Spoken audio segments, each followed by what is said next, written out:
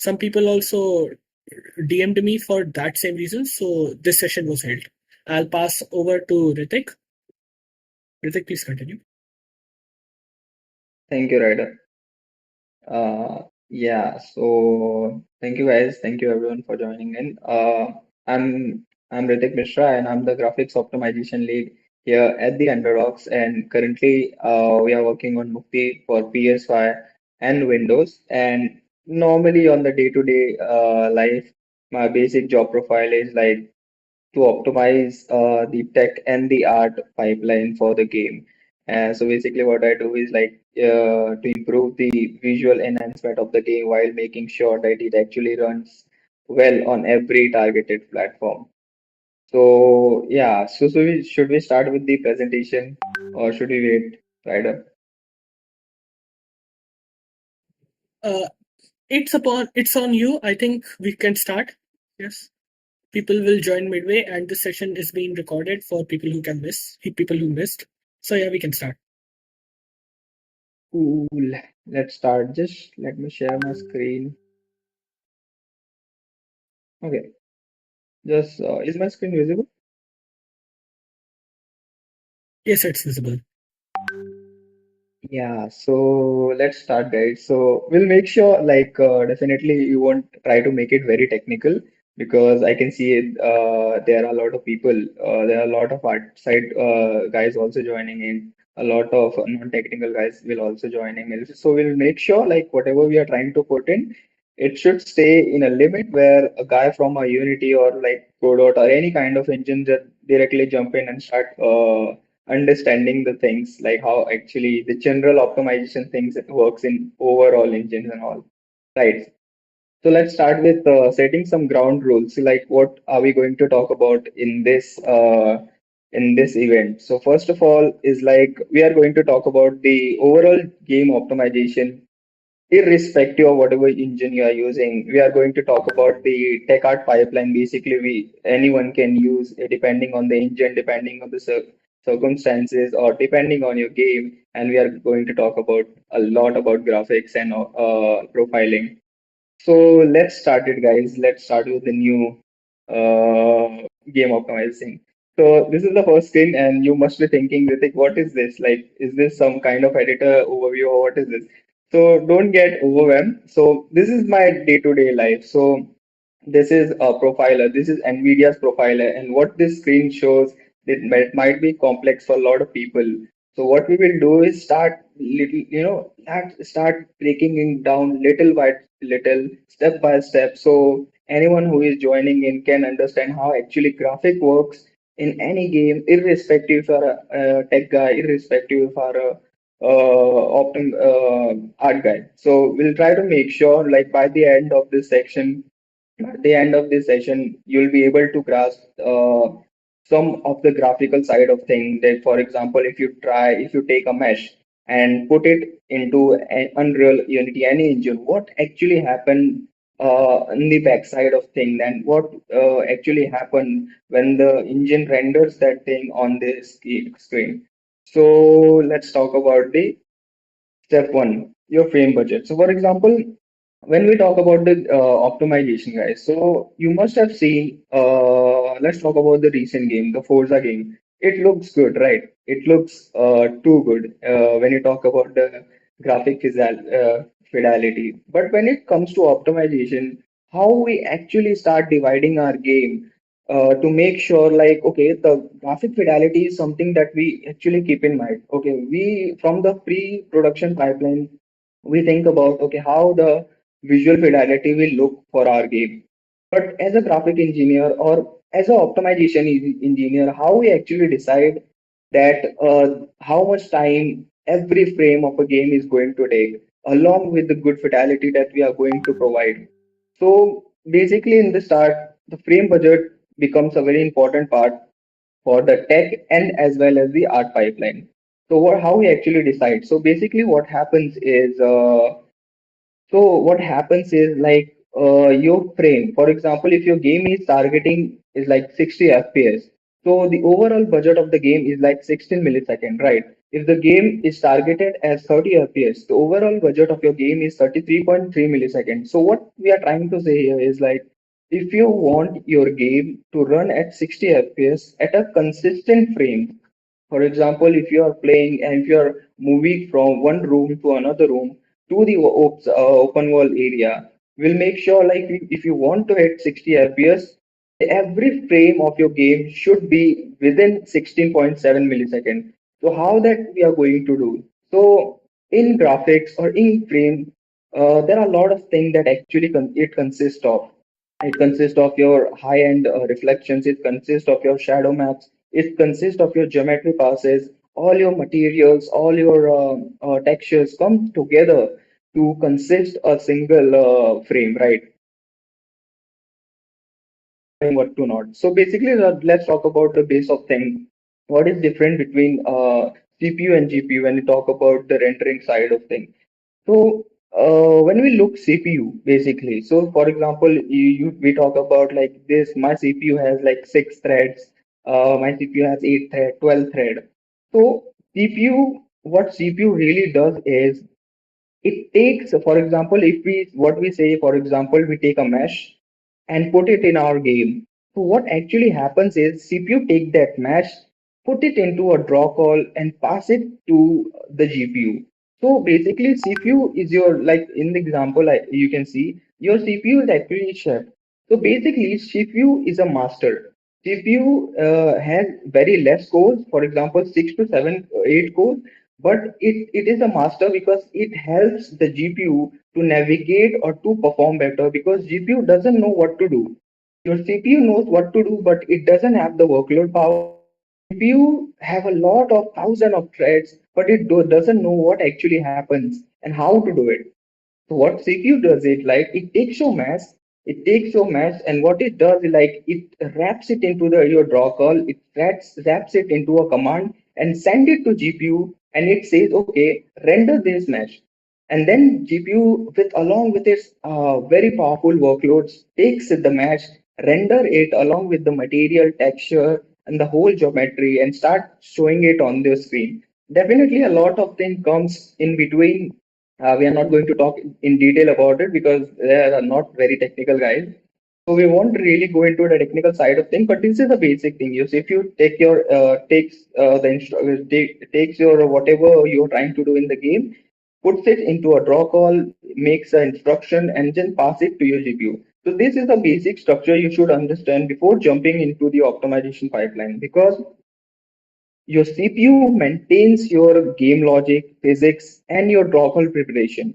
So, for example, any code that you write, it runs on your CPU side of things, and anything from the art side, from shading, from a triangle, for example, texture, material, everything gets works in the GPU side of things. So, this is the basic logic you need to understand. For example, if you are an art guy, if you are really interested in tech art, we need to understand if you want to make a mesh, if you want to make a mesh and if your mesh is like consists of 1,000 triangles, every data of that triangle get passed by a CPU to the GPU along with its texture and the material data. That thing got rasterized in the screen. It's simply taking the 2D triangle and then project it as a 3D mesh in screen is called rasterization, and that's how the process work on the GPU side of things. So the basic agenda of your frame budget is like you make sure uh, in your tech squad, in your tech group, or in your art group, you just make sure, guys, whatever you are doing, whatever you are going to work, either it's a blueprint, either any functionality, code functionality, either any art functionality, any mesh, high level texture, whatever you are trying to make, just make sure our budget is like 60 millisecond. Whatever you make, try to make it more performant, try to make it something that works within our limit. So that's the basic step we take before making sure कि, okay, how we actually going to deep dive into the optimization pipeline. Let's talk about the next thing. We talk about the render pipeline. So basically, we'll touch the overall ground of how render pipeline actually really works, and this is common for every engine. So basically, your like I explained, your CPU takes your mesh, just prepare it, your draw call along with the instruction. For example, the mesh name is like a table along with its material and texture. Then it passes data to your GPU. Then GPU processes the triangle, every triangle of the mesh. It processes your texture, its pixel. It processes the material. It processes the lighting logic, shadow logic around it, and then it just rasterize it in your whole overseen. So basically, when you're trying to make sure, okay, what I'm going to put into my project, it should be truly go through your budget. So basically, we do have a like frame budget. We do have a tech budget. We do have a art budget. What really tech budget is like, it's same like your frame budget. We make sure whatever you're trying to make, whatever code we are making, just make sure whatever we are putting it, it should be into our frame budget. It actually works. Shouldn't be over our frame budget. Same for the art guys. So basically, your GPU take the mesh, rasterize the triangles, apply the texture quality, pixel shader along it, apply the lighting around it, and then shade the whole triangle or mesh along with the materials or texture you have put on it. And a lot, this is not the only thing. There are a lot of steps that actually involve in this whole process. Your post-process pipeline that comes after your lighting pipeline is actually processing the GPU side of thing, where you put whatever you put. For example, you put like bloom, we have put vignette. You have put like any film grain on your camera lens or over the world. It behind the scene, it gets converted into the shader, and that shader get rasterized, get worked in the GPU side of things. So there are few things you need to understand. The basic mentality that's going to help you a lot. Like CPU is your instructor, your GPU is the worker. Simply, you need to make sure okay, how much data CPU is sending to the GPU. As when we are talking about data, it's draw call basically. You'll try to reduce the draw call. You try to reduce the number of draw call you can reduce, because that is going to help and increase your FPS in the long run. So we'll talk about more things what actually improves the FPS of the overall game, but that's the overall idea. Like the CPU in this is the instruction, your GPU is the worker. Try to reduce the instruction for the better performance. Let's move to our next part. So here comes the draw call and the batching part. So let's talk about the overall general idea about the what is actually batching and how a draw call should be actually considered and how much the limit should be considered. So it actually depends a lot on your game. For example, if you are making a high quality game, the draw call limit here, the number is very vague. Don't consider it for overall, because it depends upon your game. So if your game is like very high quality, this number actually doesn't matter. If your game is very low quality, this numbers will plays a very important role. This numbers vary from your devices also. For example, if you're talking about Android device, then this number is very accurate. If you're talking about PC device, then this is very low number. You can actually increase. You can keep a high limit also. If you're talking about console games also, the limit, because as your console is very powerful, your PC is very powerful, it's able to process hundred of calls, thousands of calls per millisecond, so it's okay. But let's consider this for the mobile purposes.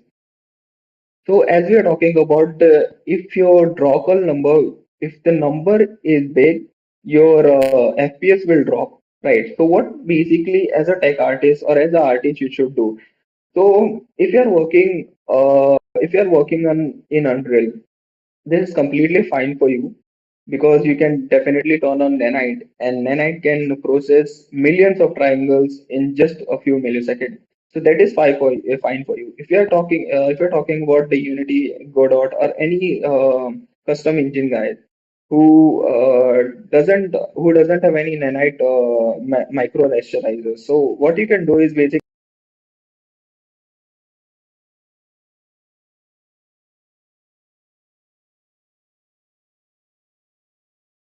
try to reduce the triangle count. The more triangle, remember, the more draw call, the more heavy performance. Try to reduce the draw call. The more when you reduce the draw call, your performance will already will be in control.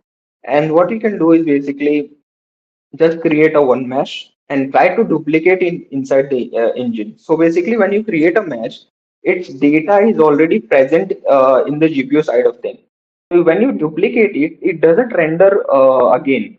What it does, it just copies the data of that specific mesh and only changes its position, right? Changes its position, changes its size if you have changed the scale of it. So it doesn't render it twice. So just make sure reduce the draw call if your game is low poly, or if you are going to make a game on mobile and all. Reduce the draw call and instantiate the meshes. Don't create separate meshes for separate objects. For example, you are using a box cube for like 10 places in your game. Don't create 10 different boxes for it. Create a one box, then instantiate it. The cost of this 10 meshes will be only one, because that data is already available. It's just changing the position and scale size depending on the overall budget. And also, let's talk about the batching thing. For example, specifically in the games, in the different engines like Godot and Unity, we are talking about. If you don't have a technology like Linite, that actually LODs and everything becomes a very important thing. So, for example, what you're doing to optimize your scene is like, if you have 10 meshes in your scene and all those meshes are completely different, but do one thing, just patch them together, so they will be counted as one draw call. So, for example, if you have 10 meshes, you haven't merged them, you haven't batched them together. They will pass as 10 draw calls for different objects. The CPU will what CPU will do? It will take the texture of the table, takes the material of the table, then brand it at single draw call, send it to a GPU. The GPU will render the table. It will take the bottle. It will take the laptop. It will take the chair. So, if, for example, for five different objects, the CPU has to send five different instructions to the GPU. So your CPU is working too much, right? So when we're talking about reduce the draw call, we are talking about this. So what you can do in this situation, for example, if you're stuck in this situation, just take those five meshes, uh, batch them together, merge them together, make them one meshes. So now what CPU will do, it will take five different meshes. Now it will send only one draw call, which will include the bottle, laptop, table, chair together along with their material texture. But make sure do this only when your scene is completely, the level design is completely done. Otherwise, we'll have to remerge it again and then make changes accordingly, then we have to do it again. So this is when we are talking about draw call, this is one thing we can do: reduce the draw call. If you have 10 objects, 10 same object, just use one mesh and then instantiate it, duplicated them. Don't create 10 meshes. Also, if you have different meshes, just batch them together. Remember, draw call, when we're talking about the mobile side of things, draw call plays a very important role, because your mobile GPUs is not really, even CPU is not really very happy. So what you can do is just your mobile's memory is heavy. Memory is something that you can play in mobile games. So just remember, Toggle plays a very important role on mobile devices. If you are making a game for PC or console, then that's not something that you should be looking for. On PC or on console, the GPU and CPU is very powerful. It can process millions of triangles in a few milliseconds. So that's okay. If you're making a game for mobile, please consider this thing and plan your budget accordingly for Ash and Tech Mesh. Okay, let's move forward. And let's talk about the tech art pipeline and asset workflow. So this is something that art guys should really pay attention to, that you're talking about. So this totally depends. As I said, the number totally depends like what quality of game you're making. So when we sit down and when we talk about the budget of your game, like we first decide, okay, what kind of game like we are making, right? So is it a art heavy game? Is it a light heavy game? Is it a asset or like effects heavy game, right? So based on that, you take a decision. Okay, for example, Ritik, in this 16 millisecond time, we allocate some time to reflections, we allocate some time to shadows, some geometry passes, some post processing. And the most heaviest part in this 60 millisecond time is always your shadows and your lighting passes, because they are the most heavy thing to render by a GPU. So what we really do is like we'll make sure, okay, my game is going to be heavy in it's going to be an art heavy game, right? Or it's going to be a light heavy game. So what you actually do is like, for example, general budget, for example, if you're targeting your game for 60 FPS, the budget is 60 millisecond. I can see my timing is actually uh, increasing by 18 or 19 millisecond. I can see my lighting pipeline, which should be taking like 5 to 6 millisecond. Now it's taking 8 millisecond. What I can do specifically about it, you can be like, okay, as this is lighting heavy game, what I can do is like let it be go a bit above, let it be overflow. What I'll do is I'll tune my post process. I'll make sure my post process not taking more than its budget. I'll make sure my geometry pass is not taking more than its budget, and then I can overflow my lighting. I'll try to fix it, but as we are making a lighting heavy game, it's sometimes okay to let it go a bit crossing its path. So that's how you decide actually how what kind of game you are making, and for that specific quality, how much FPS or how much millisecond we should target for a specific path. So coming back to the tech art pipeline, this is very important when we are talking about like if you are having an art heavy game, right? If your game is realistic, if your game is something that going to look like a real life game, it's not going to look like a low poly or stylized art side of game. You need to make sure how much triangle I can put into the game, how much quality I can put into my texture, and how good my PBR texture will look like into the game. But at the same time, it becomes very important to understand it should be something that reside within my pipeline or my frame budget. But if you're making a game like it's a very low poly or stylized game where you feel like, okay, my post process will take, it is a stylized game, my post process will take a lot more time than my art. Then what you can do, basically you can make your meshes low poly. You can make your texture a bit low quality. You can make your material a bit low quality. You can reduce down the resolution overall quality of your game where you're talking about the lighting and pro quality of the game, graphic quality of the game, and then you can totally focus on the post process side of things. So the poly budget as completely depends on the kind of platform you are making. Basically, for mobile, 3 to 10K is still a very high number, I think. The decent amount, I think, is like 2 to 5K something, or 3 to 5K, depending on the kind of object you are making. So, for example, if your object is like a hero object, for example, that is going to be in the front of camera, or your player is going to have a good look at it, you should make sure it should be between 3 to 5K something around. And if it's a normal object, it should be around with like 1 to 2K, depending on the size of the object. Size of the object, guys, matters a lot. Specifically in the Unity and other kind of engine. If it's an Unreal engine, then as it doesn't matter really that much because we will have a nanite.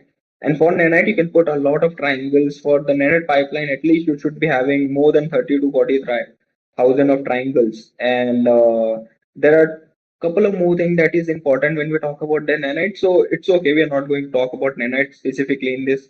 So when you're talking about the PC and console, we are talking about the overall engine side of things. 30K to 100K is a good number, to be honest. When we're talking about if you're making a game in Unity or Unreal, and if you're making a good heavy game, good art heavy game, 30K to 70K is a good number when you can decide, okay, my hero object should be taking this amount of object, this amount of triangle where my player will focus a lot on focusing on an object. Maybe it's a puzzle, maybe it's something that player is interacting. If you're talking about the prop, it should be around 10 to 20, 20, 25K. That's a good number. Depending on the size of the object. If your object is big, as like a wall, a big wall, you can increase the triangle. You can be like, okay, I'm going to assign like 20 to 25k triangle. If the object is very small, go with like 2k, 3k an object. It's totally up to that.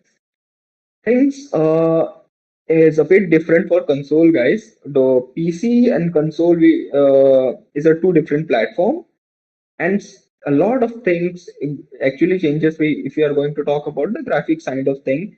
In PS, in Xbox also for consoles, the graphics pipeline is different compared to your PC. So basically, our budget literally changes a little bit on the side of art, like how we are going to make an art to perform any art, any object to perform good in console compared to the Windows. It actually changes depending on your platform. So for mobile, it's tremendously low. Go for tremendously low. Just try to put as much detail as you can in a low poly. For PC and console, it's up to you. If you're making a good, heavy, high poly game, go with high poly count. Anywhere between 35 to 50, 50 to 60k is good. If you're making a artistically heavy game, it's not going to be a lot more on the art side of thing where your mesh is very heavy or your texture is very heavy. You can reduce down your triangle. Anything between 5 to 10k or 15k budget should be good. So when we're talking about 10 to 15k or 20k size of things, so I mean every mesh in your game should be less than that, right?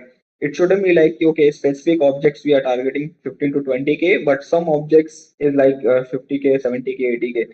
So when we're talking about the mesh budget, your mesh budget should be in a triangle count. Like for example, one of our PC game, you can see, what we have decided basically is like it was not very high poly game, so our mesh budget was around 50k. So we made it in Unreal and we followed the nanite pipeline. So what you basically do is like if my budget of my mesh budget is 50k, no asset should be going to cross that budget. Only my main and most important will touch 45 and 50k. Otherwise, everything will be low, making sure it doesn't obviously look bad.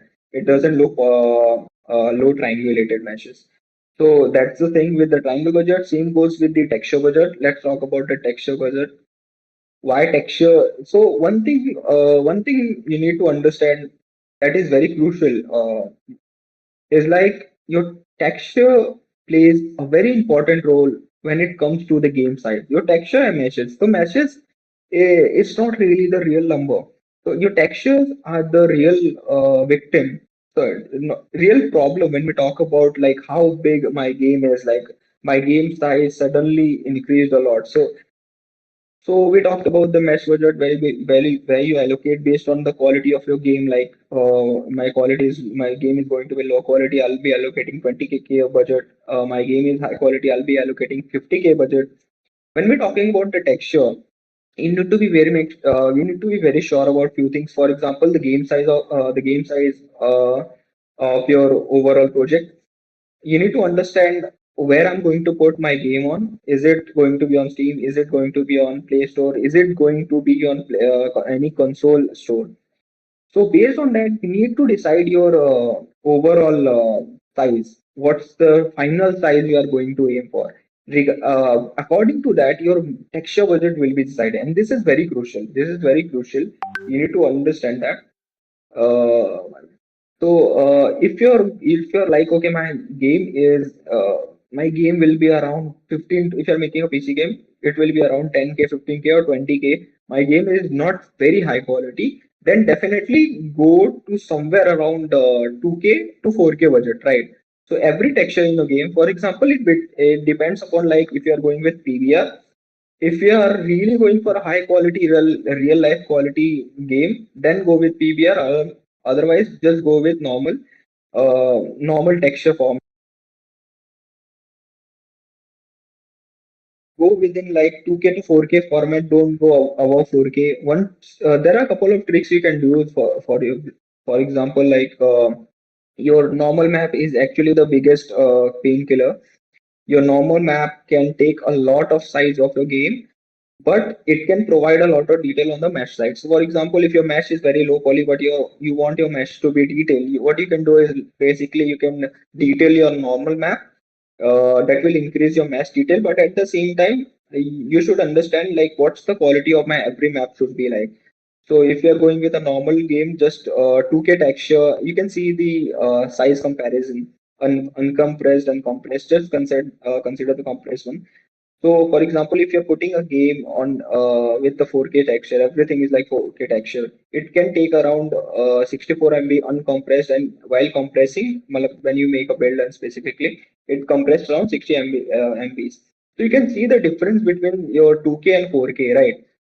So now, according to this, you need to plan like what are the things I'm going to put a good quality to my game. For example, my character is a very important thing. Anything that I'm going to pick up, anything I'm going to interact is something that player will have a good look on that. So what you should do, like object like this, your hero object should be of a good quality. Put them to 4K. It's okay. You can take some dent, and after that try to audit all the assets that are small or that are big, dependingly, and then place them between this budget, 1K to 2K, right? And if you're talking about specifically mobile, go bit more low. Go with like 512 to 1000. This should be your budget if you're going for mobile, because your build size shouldn't be that big if you're going to upload it on Play Store. If you're targeting Windows, or if you're targeting Windows, depending if your game is not very high quality, this should be your budget. This should be your main target. And if you're going making console work, this should be your target. At least 4K should be your target. That's the overall budget of a texture, how you should decide.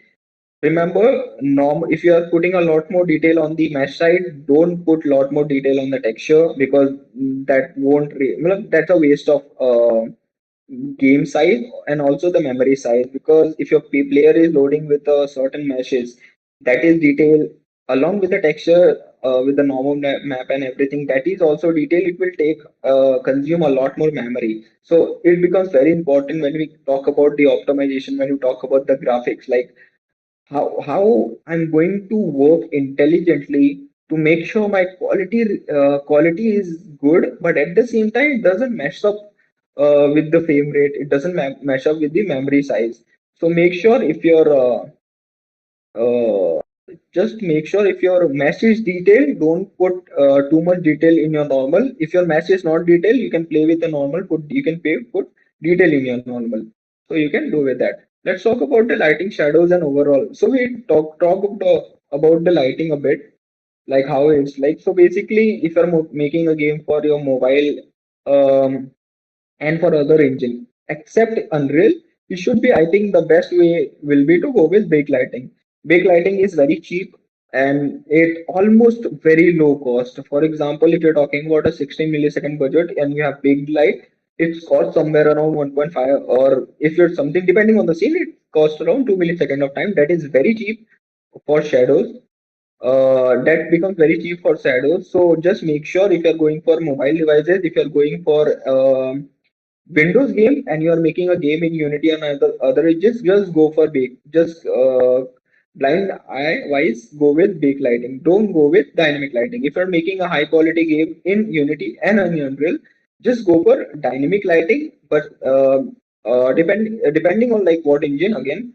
If you are making game in Unreal, go with fully dynamic lighting, because a lot more things will depend on that. If you are going with Unity, choose dynamic and backlighting for a good quality game. That will improve your budget. Also, that will impact your optimization, frame rate also, and also it will be kind of cheap when you use both of them. Let's talk about the overdraw side of things. So lighting, you need to as we talk about the lighting, as we talk about the shadows, depending on the platform, depending on the engine we are using, it changes a lot. Like so, Windows PC, if your game is not very high quality, go with bake. If you are using Unreal, go with dynamic. If you are making high quality game in Unity and Unreal, go with dynamic plus bake lighting. That would be suggestible. So what is actually overdraw? Let's talk about decks. For example, if you're pushing if you have 10 two object or three object one beside other, and if your front object was, so what happens is like what GPUs do what GPU does is like it do frustum culling. So what the base this is the basic steps of GPU, what GPU perform is like. For example, if any object is in the front of any other object, what it does is just it in there is G bar subject, every other object get curl if that object is in the front and in your is taking the most amount of your screen area, and it will only be rasterized, it will only be rendered if that portion or that mesh is rendered. But what happens is if your first mesh is very low poly, and if your first mesh is very low poly and a very thin, it creates a problem for the other meshes, because now the GPU can see other meshes behind that object as the object is very thin, as the object is very low poly, and this is a very common problem in consoles, specifically in consoles and Windows. To just make sure whatever whatever mesh you are making, just make sure your topology becomes a very important thing. Your topology should be clean, and you should be putting at least a decent amount of triangle. What is decent amount of triangle? Again, this depends on the kind of game you are making. For example, let's talk about the normal condition where your game is not very high quality, but so obviously it's not very low quality object. No low quality object. My mesh budget is like, for example, 20K in that case. So my decent amount will be more than 2000 triangles. So so my max budget is 20K, but my lowest budget is like 2000 or 3000 depending, right? So this should be your case. If you are making any mesh that is more less than 1000 triangles, it actually creates a overdraw problem. So again, just make sure that, and also try to use many opaque objects as you can. Don't go with transparent object. Transparent object, as I said, if transfer is GPU is able to see like any object behind some other object, then it creates an overdraw. So most that's why that your translucency pass, any translucent object in the translucency pass is always the very the problematic pass. So just make sure don't use too much translucent object. You can cheat in Unreal or Unity. You can create a texture transparent material. Don't go with pure transparent material. And like that, you can be very much sure कि like how can I make and take an object, opaque object, and put some fake texture on that will look a transparent. So don't go with translucent. Just be go with opaque material. It will always shading model, it will always be better and it will perform better in most of the cases. Let's talk about the LOD thing, and this is basically about the Unity and other engines except Unreal. But this is the basic logic we talk about graphics and optimization. For example, what basically LODs do is like uh, if you have an object in normal, if you have a very detailed object and that is for example 10K, just make two or three meshes of it. The most detailed mesh is 10K, the normal mesh, the mid one is like 6K, the normal one is like 3K, and the lowest one is 5K. Depending on the size of the depending on the distance from the camera, just you can actually switch LODs. So this is the custom functionality that is actually in Unity and Unreal and other engines also. So basically you can assign four different meshes along with the different along with a different triangle count, and it will automatically switch LODs based on the distance. Great for PC, great for actually mobile games. Should be you should be doing it for mobile. Good for PC games, but it should be you should be very much sure कि like how close I am to the object, because the LOD popping issue is very universal and you should understand like if you're really going for a good game, if you're really going for a good quality game, that popping should be a problem. So just make sure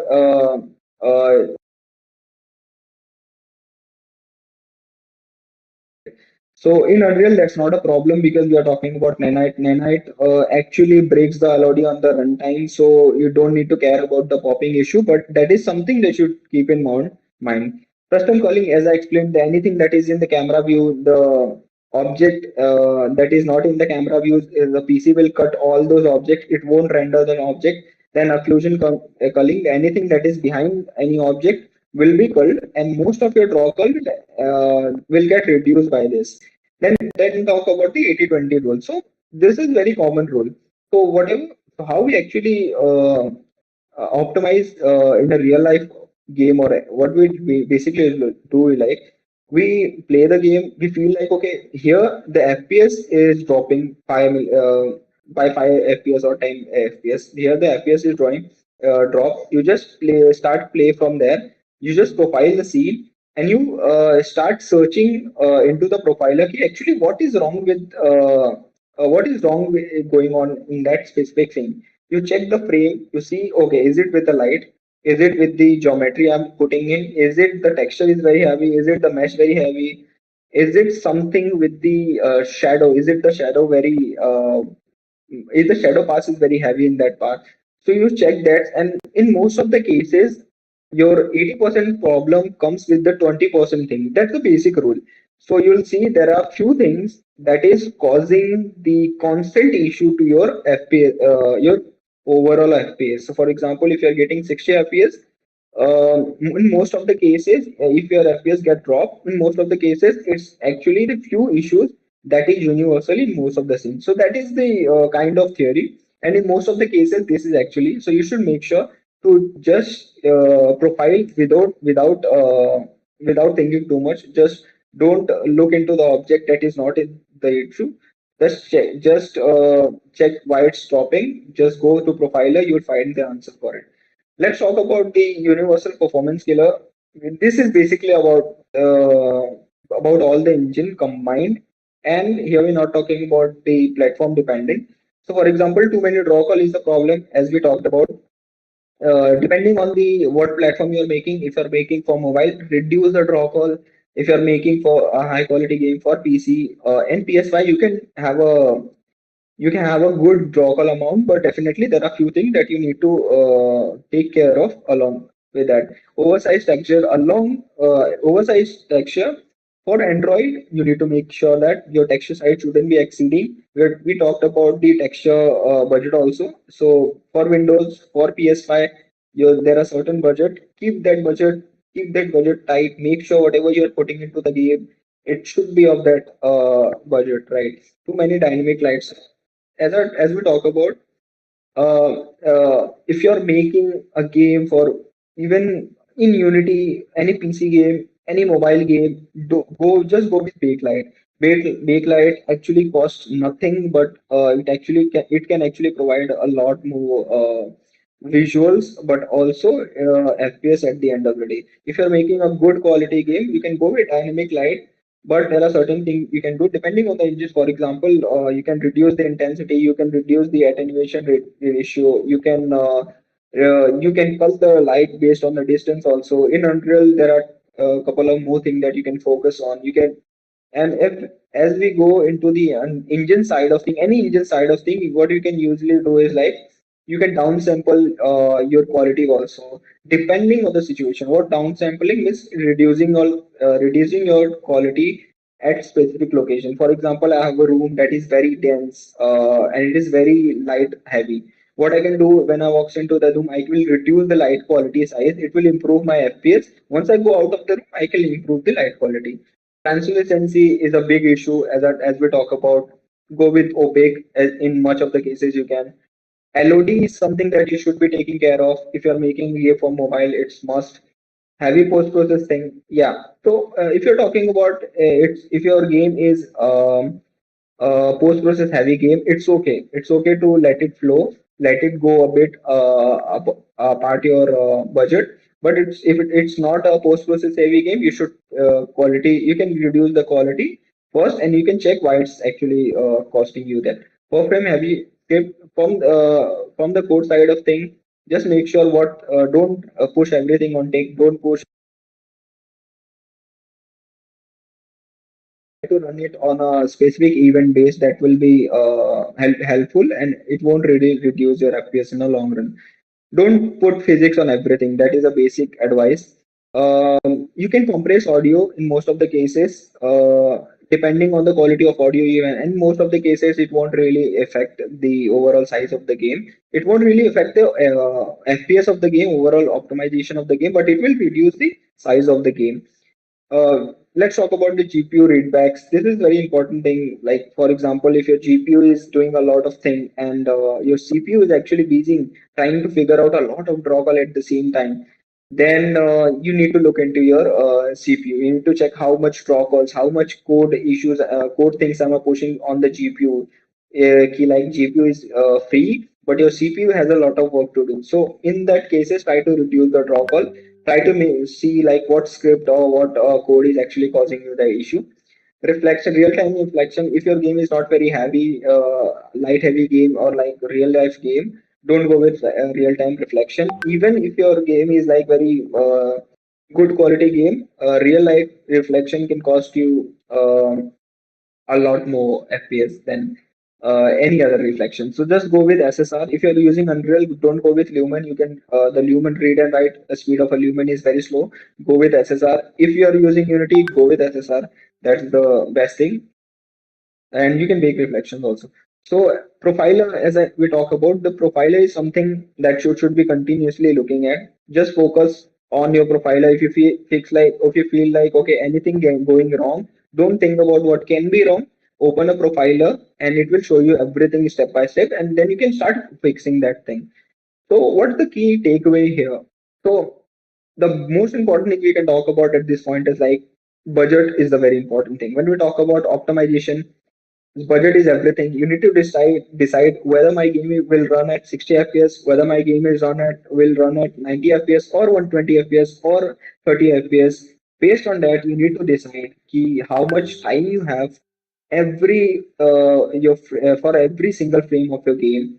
Based on that, you will get an idea how much time should I allocate to my lighting, to my geometry pass, to my post process, to my shadow pass, and that's then you decide ki, okay, from the first day of my game to the last day of my game, where we are going. It's otherwise you will get lost. You will feel like okay, this is improving, and suddenly one day your FPS will go low, and it will be very hard for you to see like what is going wrong because your game will be light heavy, but you must be looking in a post process fast. So that is something that you should make sure. Budget should be tight, and it should be for FPS also. It should be for mesh, texture, materials. Make sure whatever you're putting in, it should have a budget.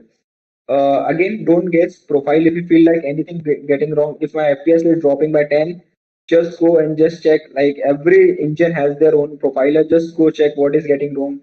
Is my code something very heavy? Is my art whatever I'm putting is very heavy? Just make sure like what's going wrong. The big three, specifically in the case of mobile to Windows, I think the big three will be the draw call, the code thing. Also just reduce the draw call you can from CPU to GPU. Lighting and shadow pass is a very expensive passes. Make sure on just make sure whatever light you're putting in, it shouldn't be dynamic. If you're using a Unity and all, just make them if it's possible, just make them static and make the shadows. That will be much helpful. Texture, you need to think about the texture also, because texture is something that will not only reduce your game size, but it will increase your memory size also. So if your mobile, if your device is less in memory, you will get instant crashes. So texture is something that you should really focus on. Pipeline matters. Yes, pipeline is the thing that will fix your budget. Again, as I said, like you need to fix budget for your texture, your meshes, your materials. Like if my budget is 2K texture, I will put 2K only. If my budget is 20K triangles, anything that goes into my game should be around 20K, less than 20K, shouldn't be more than. For that, you need to make a proper pipeline for your meshes. What I'm doing from the topology stage to the cleaning stage of your triangles, how my triangle going to look like, will it be enough triangulated or will it be formed in a quad. So that is very crucial thing. Pipeline should be the base. So this will in this way you want. The last thing here is like I want to talk about, a lot of people keep asking me on my LinkedIn, on my Insta, like when you should actually profile, when you should actually start looking for optimization. Because there are two things. First is like obviously mature optimization is very bad for your game. And to be honest, it's very true. But again, if you start late, then already your game is gone. You cannot optimize it. So what's the right time? Then Ritik, what's the right time? The right time is like, so when we start making in the game, there are few stages we need to talk about. First of all is like your white boxing stages, then comes your gray boxing stages, and then your final art stages. If you are in white boxing stages, when you are putting white boxes and you're just figuring out how my level will look like, how my game is going to come together as one, then it doesn't matter. That don't optimize. But as soon as you start putting your boxes, gray boxing stages where you are putting meshes, you feel like that's not the final quality, but that is something that will be close to some final quality. Start profiling will help you to figure out very early, because if you figure out very early, that is going to help you in the later stages of the game. Otherwise, in the last, what people mostly do is like they start profiling or they optimizing in the last, but it's always too late because you cannot redo your art, you cannot redo your meshes and texture. So just make sure whatever you are putting, start doing from the start profiling from the start, start making sure your pipeline is on a right track, start making sure you are on budget, because that is something that is going to help you a lot. So I think that's all from my side. Do you guys have any other questions? It can be regarding your it can be regarding to any engine, it can be regarding to any graphic side, it can be regarding any meshes, right?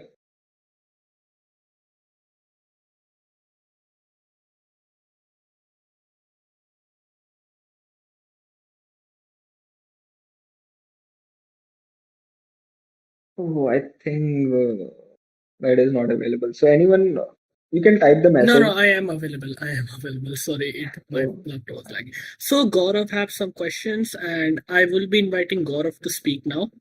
So Gaurav, be ready.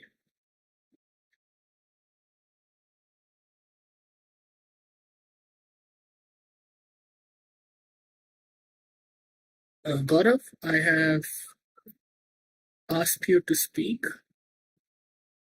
I have invited you to speak. You can now speak if you want to. You can ask a question.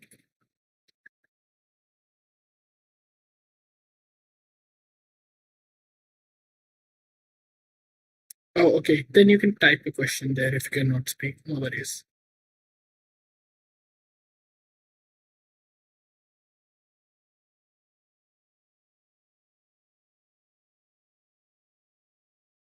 guys, you can type in the chat if you're not getting the option.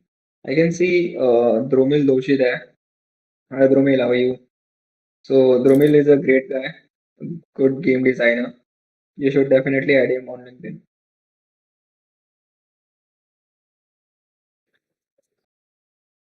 Okay, first question was Gaurav asked to us. Can you show an actual example of overdraw? Oh, sorry guys, PC.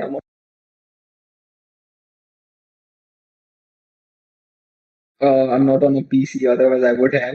But definitely, maybe we can have a different section when we can actually we can show the live problems and we can solve those live problems. Definitely in the future. Yeah. So sorry, I don't have. I'm not on my PC right now.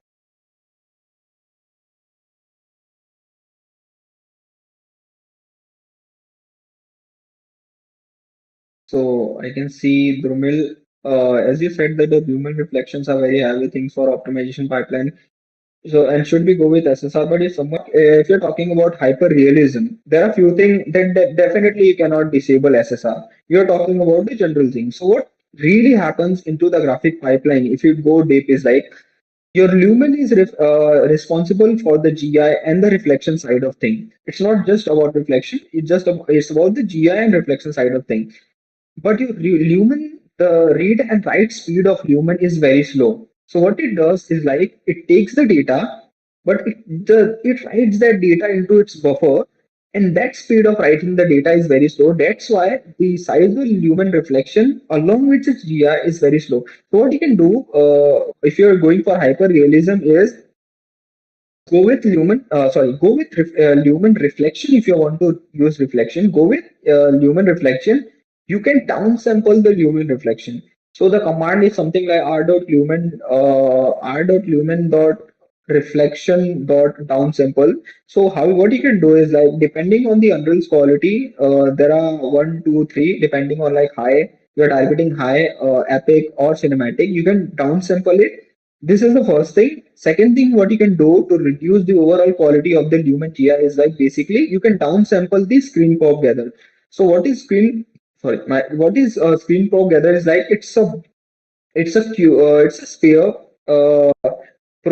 just pushed in your whole scene, and it just takes the overall global illumination, light, indirect lighting, direct lighting, surface lighting from your scene, and the closer those spheres are, the more quality your GI or like global illumination looks like, along with your AO or graphics quality. The farther the sphere are, the you will see the artifacts, the noisy artifacts on your Unreal game. So what you can do basically is like you can increase the distance a little bit, definitely, and you can downsample the screen together. So it will basically increase their distance, and based on what quality you are targeting, you can improve the overall graphic lumen graphic pass.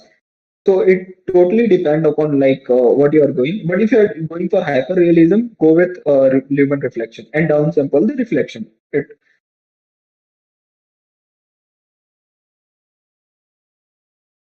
Okay, so Gaurav Bera, if let's say I'm making a stylized 3D game for PC, but later port it to mobile, should I start optimization for mobile in the initial PC build or consider new version of mobile given there is no chance change in the game part the controls?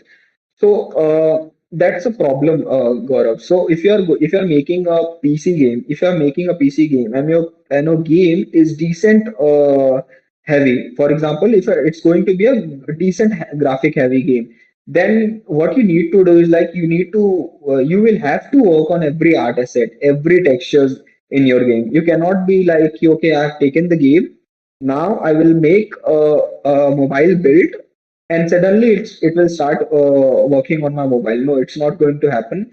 The GPU, mobile GPU is very weak. The mobile CPU is very weak. Your Windows or your consoles are very. That is something that can process on the GPU side. That is something the memory you can play with.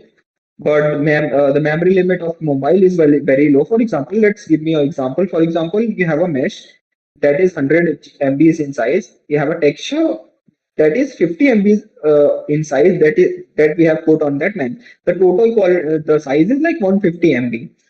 The memory limit of a PS5 console is like 12 GBs, right? The memory limit of your Windows, it depends upon what the lowest you are. But if we go with the mobile devices, it's basically 3 to 4 GBs, 8 GBs in today's time also. But that is different RAM we are talking about. That's not the overall power of the RAM, and the RAM is comparatively slower also. So 150 MBs in console and Windows will work fine, but 115 MB streaming directly in runtime in mobile will play a very bad role. So what you need to do is like you have to rework on your art asset. You need to reduce the quality of the meshes. You need to reduce the topology. You need to reduce the overall texture size, and then same mesh will work fine for the mobile also. So definitely you need to rework on all of your art asset. Uh, okay. Okay, right. Also, the speed you thought about read and write speed are slow, and Microsoft is experimenting with experiment with using GPU memory instead of passing RAM and CPU. Will this help to talk? Sorry, I missed what if read and write speed are slow and Microsoft is experimenting is using the directly GPU memory. So okay, this is actually an interesting take. this will help.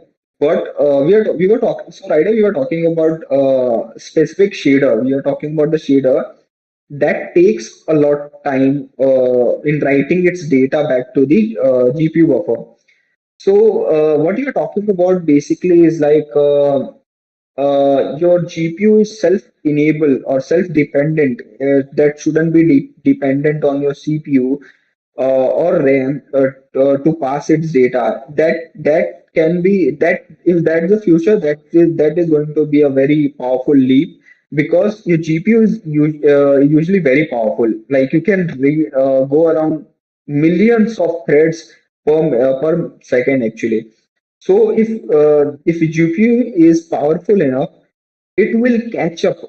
If your GPU have some kind of manager the CPU help, it will be very powerful and it will catch up to rendering speeds very fast. Demonitors. I wanted to ask you how do you manage the shaders and rendering and uploading of CPU or GPU of the system while maintaining the good visual? Shader rendering, shader rendering and uploading the CPU and GPU. I'm not sure, like what you're talking about. The shader loading system while maintaining the good visuals.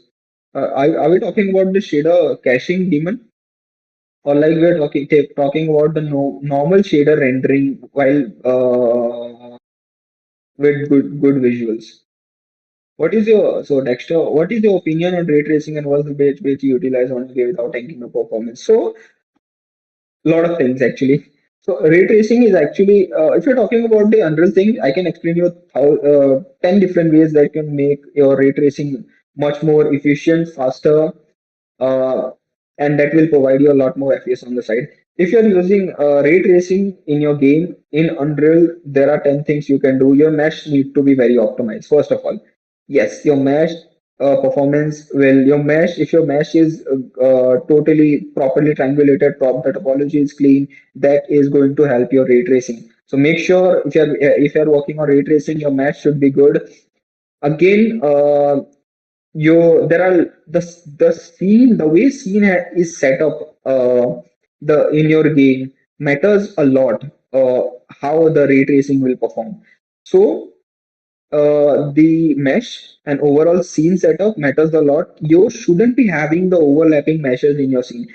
So let's understand what actually basically ray tracing does is like. So instead of sending one ray to a specific pixel, what ray tracing is do like it will send around like 4 to 10 rays to particular pixel, and it will decide ki, like what it will direct it decide your indirect lighting and all. It will decide how the quality of the pixel and the color of the pixel will be more accurate depending on the ray tracing or depending on the size and quality of the asset. So you need to understand key. Oh my god. So if you're making game with ray tracing, your asset should be properly triangulated. The topology should be good. The quality should be good. Along with that, the scene setup should be better. It should if your GI is clear, guys, the ray tracing will perform better. How and few more things you can do if your ray tracing is not performing good, you can downsample few things. You can upskill the quality of ray tracing also. There are few tricks that we can do in Unreal for sure. Can you suggest start optimizing in PC build itself? So yeah, so basically so guys, remember one thing. I always say people like, how do we really optimize? So when we say optimize, it's not a tick mark when we say, okay, we will do this, we'll do this, we'll do this, and suddenly the game will be 60 FPS. It's never the case. 70% of your optimization, 70% of the of your FPS actually comes from the overall pipeline. So your pipeline should be very accurate. If you're making a mesh, as I said before, if my pipeline is 50,000, I'll make sure whatever I'm putting into a project, it should be around 50,000. It should be less than 50,000 depending on the quality of the asset, depending on is it a hero asset, depending on if it's a normal asset. And the topology, the rasterizer, is it using the normal rasterizers? Is it using the proper your hardware rasterizer? A lot more thing plays role in that. So if you're so Gaurav, if you want to start optimizing your PC build, do one thing. First, make sure like what's your frame budget. According to that frame budget, then decide what's your game quality, like how what your game will be good in. Is it a lighting? Is it art heavy game? Is it a post processing heavy game? Then you will find a time like, for example, in 16 milliseconds, the decent time for post processing is usually 4 milliseconds. So you can be like, okay, if a post-processing game, if my game is good in post-processing, it should be take around 5 millisecond to 5.5 millisecond. If it's taking more than that, start finding out what is actually taking more time. Try to reduce it, try to optimize it, try to revoke it. So first you need to go with the pipeline. So first you need to go with the budget. You need to find out what's the quality of the game, and then deep dive into the pipeline of your game. Specifically, if you are going to make a good quality game, just look like what's my texture pipeline, how many texture, what's the quality of the texture I'm putting in the game, what's the quality of the mesh I'm putting into the game, what's the quality of the lighting I'm putting into the game. So a lot of factor comes together when we talk about optimizing. But profile it first. Let's see what's the first thing you are hitting. Start fixing that issue. So that's how we can start it now. Also, there is a property for shaders called probes. Yes, I wanted to ask about what's the functionality behind this feature, like option you blend probes in it, providing the better performance without affecting the looks of the visual. So, Diman, yeah, so we have asked a very good question, but the thing is like, I'm not sure in what engine you are talking about. If it's Unreal, like probe is the general concept in Unreal, Unity, and every other engine. But the option you are talking about, it can be vary depending on the Unreal and Unity. But generally, what you are talking about is like, as I talk about, so how any engine or how in graphics the quality of lighting is or GI is determined. Like they put spear probes into your scene, and it can. So think of your scene is like a home, and around that home we'll put a bada sa sphere, and within, sorry, we'll put a बहुत बड़ा box, and within the box we'll fit hundreds of sphere, right? So what the sphere will do is like it will every light from the camera will hit a specific surface, and that it will hit back to the sphere through continuous, and we are talking about per pixel, right? So it can be your single mesh can have millions of pixels depending on the quality of your texture and the quality of your mesh, right? So we are talking about millions of pixels. We are talking about lakhs of pixels.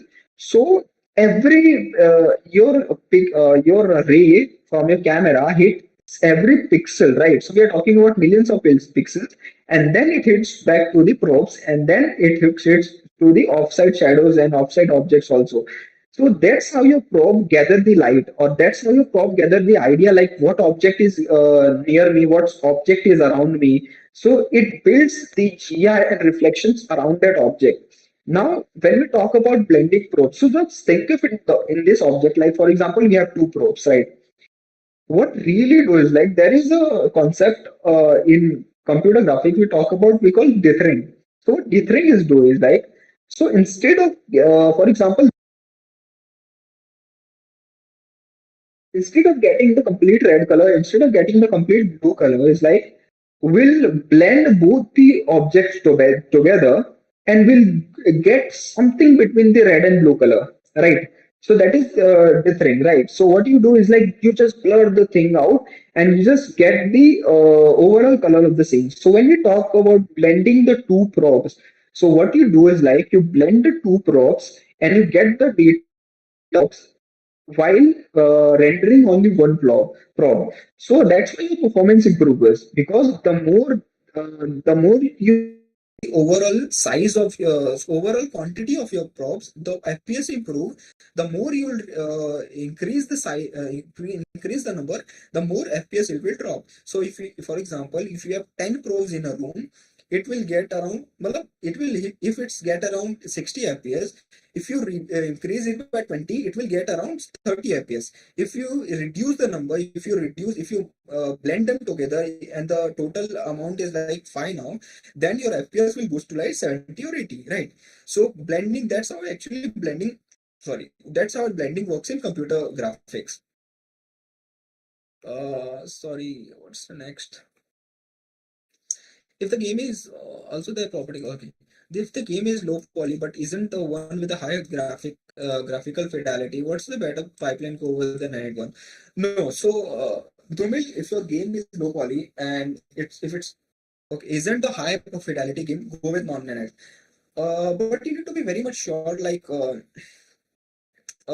need to be very much sure, if you're talking just about nanite or if you're talking about the whole uh, virtualized tech. So if you're talking about Ritik, I'll use non-nanite, but I'll use Lumen. But or maybe I won't use Lumen, but I'll use Megalite.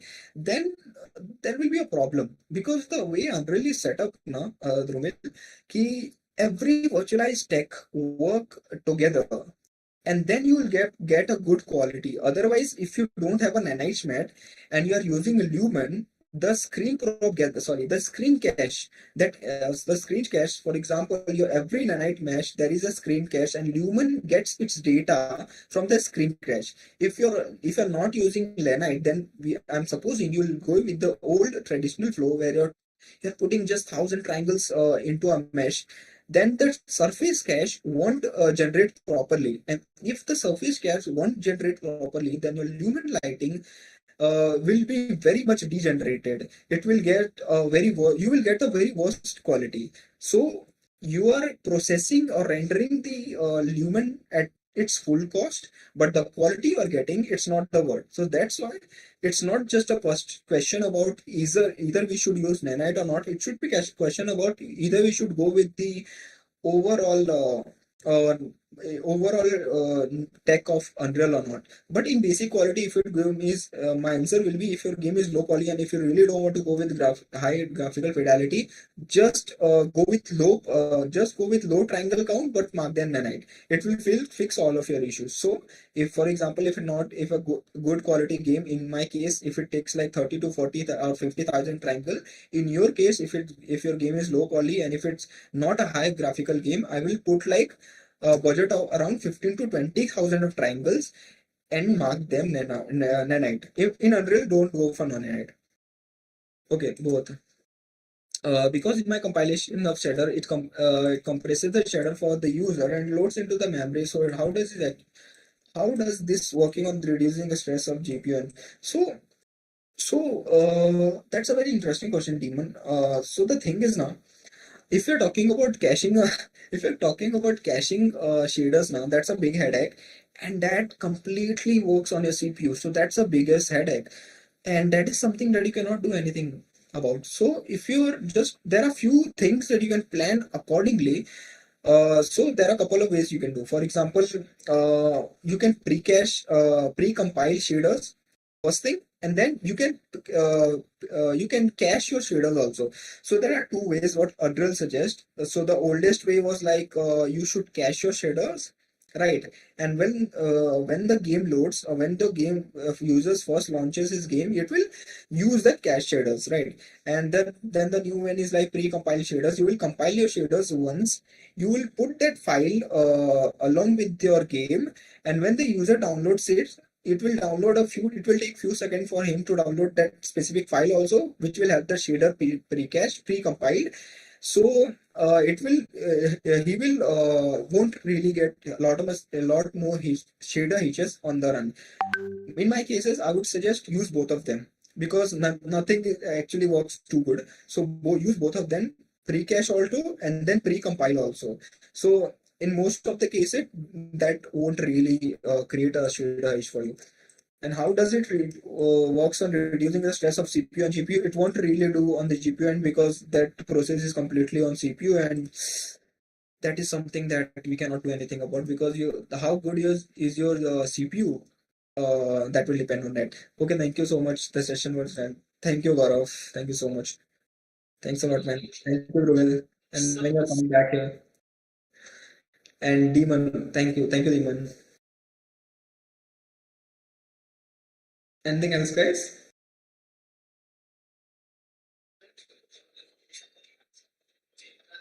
No, I think we So are done with definitely the we didn't got questions too today. much thing to talk about. Like also the question Gaurav asked also. So maybe we can do something about it when we can talk about while working on a live project, where we can talk about the real life problems. And also, as I'm an Unreal dev, I focus a lot more on the Unreal graphic side of things. I wasn't going very technical into. I was really wasn't going into technical too much technical depth into graphics because I feel like a lot of art guys also, and it will, yeah, be a bouncer on that. So if you really want to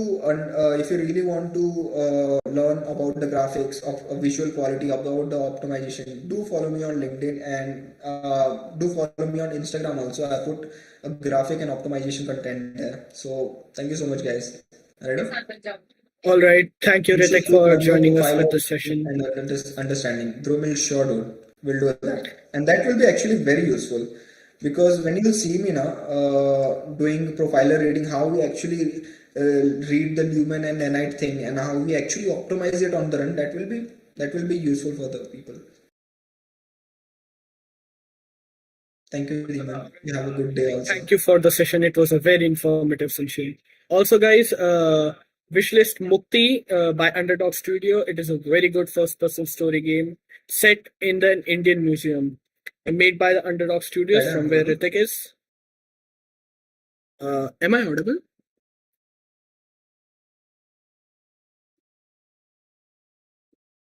Yeah. So, guys, wishlist the game, and thank you, Okay, I Ritik, think for the Rider is session. off.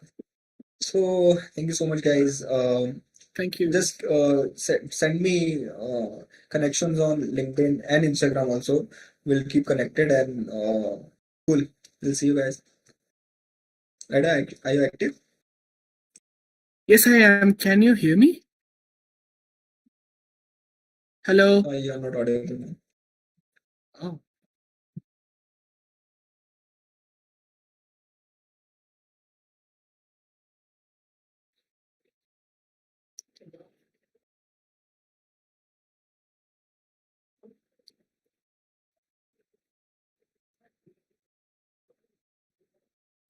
Okay, you guys can hear Rider. Okay, maybe I'm missing.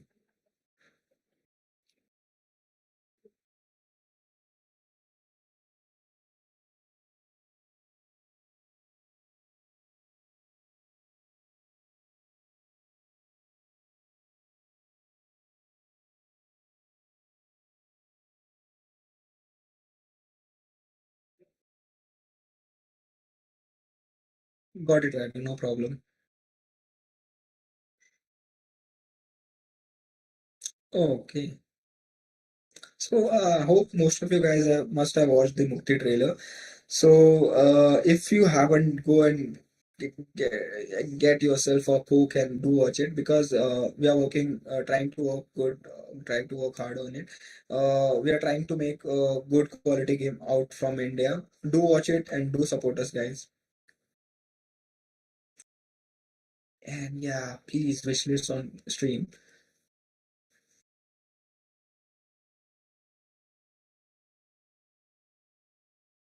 Thank you so much, everyone. Thank you, Ryder. Thank you for having me. Thank you for listening to me.